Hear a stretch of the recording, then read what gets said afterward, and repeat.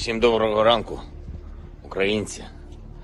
Зараз в мережі дуже багато з'явилось фейкової інформації, що, немов я закликаю складати зброю нашу армію і йде евакуації. Значить так, я тут, ніяку зброю ми не складемо, будемо захищати нашу державу, тому що наша зброя – це наша правда. Наша правда в тому, що це наша земля, наша країна, наші діти, і ми все це будемо захищати. Ось і все. Ось це і є те, що я хотів вам сказати. Слава Україні!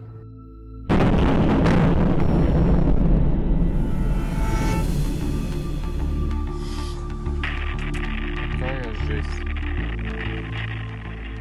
І я залишаюсь в столиці. Моя родина також в Україні. Мої діти також в Україні.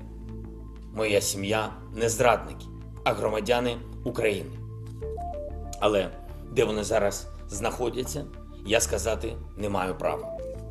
За наявною у нас інформацією, ворог позначив мене як ціль номер 1, мою родину як ціль номер 2. Вони хочуть знищити Україну політично, знищивши главу держави.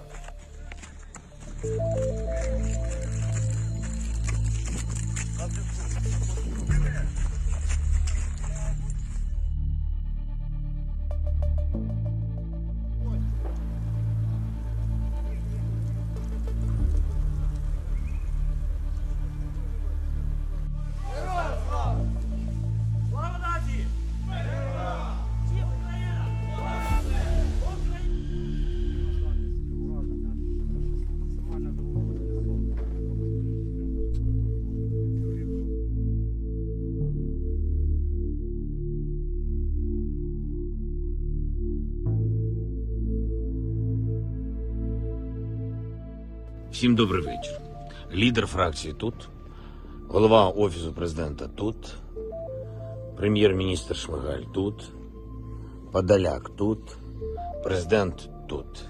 Всі ми тут, наші військові тут, громадяни суспільства тут, всі ми тут. Захищаємо нашу незалежність, нашу державу. І так буде і далі. Слава нашим захисникам, слава нашим захисницям. Слава Україні! Героям слава!